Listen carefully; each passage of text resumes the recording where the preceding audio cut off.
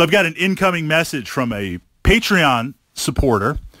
We're looking at 40K, but I'm going to kind of branch this message out because this really could apply to, and it has applied to other gaming systems or gaming environments. You could be into board games, you could be into D&D, you could be into wargaming. So we're going to generalize it out. Naturally, all of us are passionate about this hobby, and we put in a lot of time, a lot of effort. We've rolled a lot of dice, and in doing that, created a lot of great memories. But life is what it is. Sometimes you have more time, sometimes you have less time. Sometimes the times change, right? Work, family, school, responsibilities. There might be times that, for whatever reason, you're just unable to get that gaming in for a while. So how can you stay connected to the hobby? How can you keep your hobby mojo moving forward?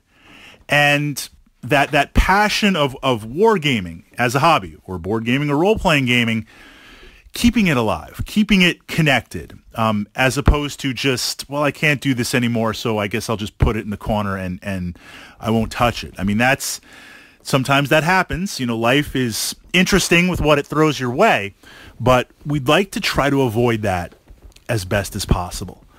So the first thing I look at is, in terms of a situation, your wargaming situation, is this something that's going to pass, or is this something that's a little more permanent? And, you know, the example that comes to mind, if you're going to school and you've got an academic schedule, there's always that one course or that one something that you need that you've got to take it, and maybe it takes you out of action for a semester.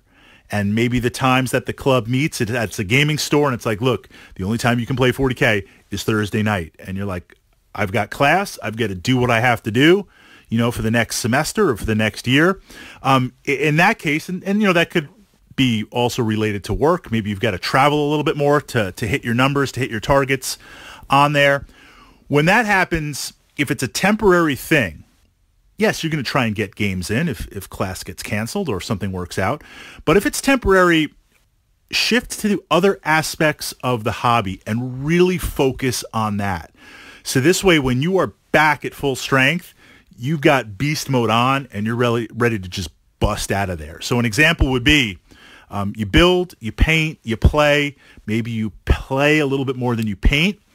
If you're unable to play for a couple of months, then yes, absolutely, YouTube, podcasts, you know, stay connected through the internet to the gaming community, but work on your army, work on terrain, work on painting your miniatures. So this way, once you come back into the fold, you're like, you know, bam, massive army ready to go. And it's just like crazy on there. So there are multi aspects of all the hobbies that we enjoy. And naturally the social aspect of playing and interacting and laughing and having a great time is the primary focus, but we can shift and make progress in other areas. So that's kind of the best case scenario and often the most case scenario.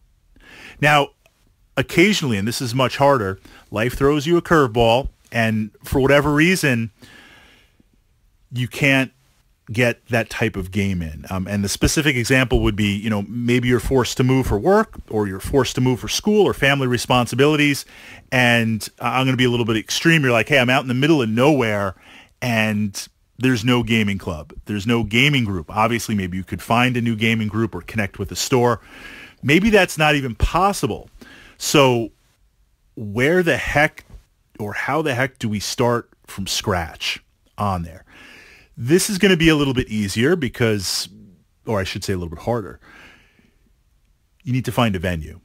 The easiest thing would be if there is a comic store or a gaming store or some place that you can get some space. You know, I would leave that up to you. That's kind of the first hurdle on there.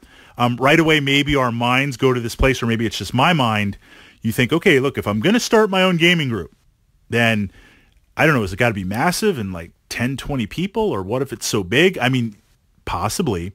But right now, you're looking at your situation, you're looking at yourself, and trying to really see what can you do to get your gaming in. What I would recommend with that is just networking. You'd be really, really surprised at how these things work out. You know, looking at some blogs, some gaming blogs, wargaming blogs, role-playing blogs in your area. Facebook groups are, you know, whether you're polarized by Facebook or not, we'll put aside the privacy and the data mining and just like all that type of stuff. Facebook does what it does for groups really, really well. It's kind of like what Yahoo groups or e-groups, going back even that far, years and years ago. There's a number of great groups that you can connect with and find gamers in your area, or even start it. You're like, Fritz, I want to play BattleTech, but I've moved and I got crates full of these mechs, but I got no one to play with.